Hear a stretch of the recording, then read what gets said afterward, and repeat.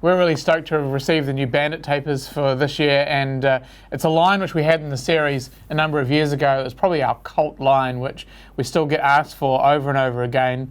So the line got its name because it's got bands of olive and brown at the front of the line. It kind of gives it a camo tip. So we took the name Band and called it the Bandit. So it's a really great fly line for backcountry fishing or for stalking trout in, on lake edges. And so we've brought it out now in the Superflo and the Ridge 2.0 technology. So at that $159 and $220 retail price points. So both really great fly lines.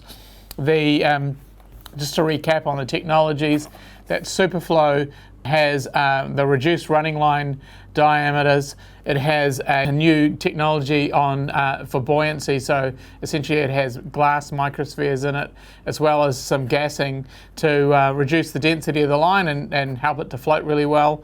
And it's got some really great slickness in that coating as well.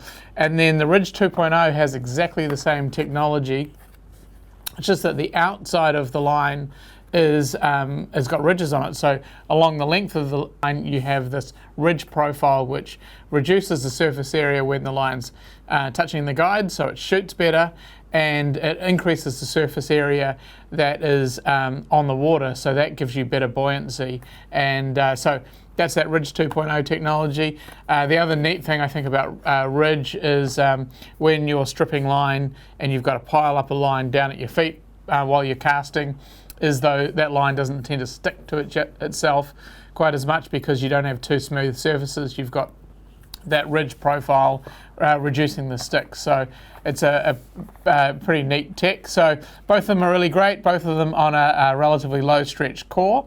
The taper is kind of the cool part of it. So for New Zealand, what we're trying to create is a line which is perfect for backcountry fishing. So in a backcountry situation, you could be in so many different scenarios. You could be throwing a small dry fly through a big sexdungeon streamer, and so you're wanting a line that's going to do everything.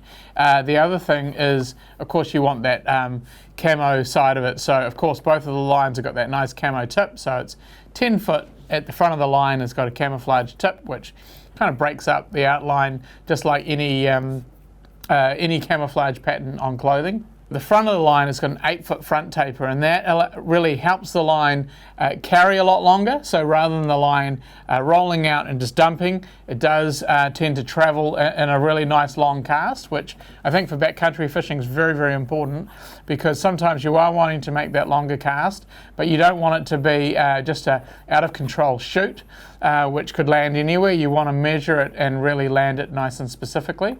Also, the 8-foot front taper does enable you to reduce some speed if you need to land a fly a lot softer. Next, behind the front taper is actually a little second belly, which is quite short, but it gives it some really quick mass at the front of the line, and that really negates the need to upline the fly line. So if you're just casting a short amount of fly line and you want the rod to load nice and quickly, then that first belly creates that initial load.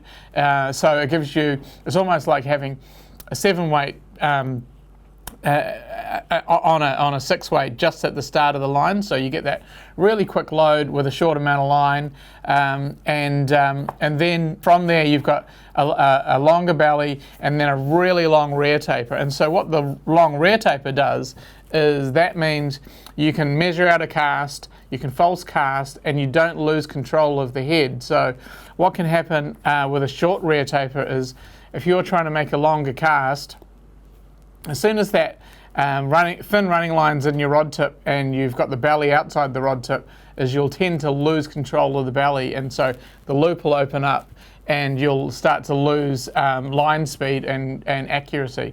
So that long rear taper means that we can make a long cast, we can measure it, we can see where our fish is and put the fly exactly where we want it in a nice precise way. So that's a real kind of cool part of the taper. The weighting is slightly heavier than a normal AFTM. I mentioned about that front side of the belly, which is on the heavier side. So the cool part about that is I find that really useful for on a longer cast where you're starting to lose a bit of power in the cast to roll the line over. That front little bit of mass there really helps to keep some momentum at the end of the cast and roll the line out.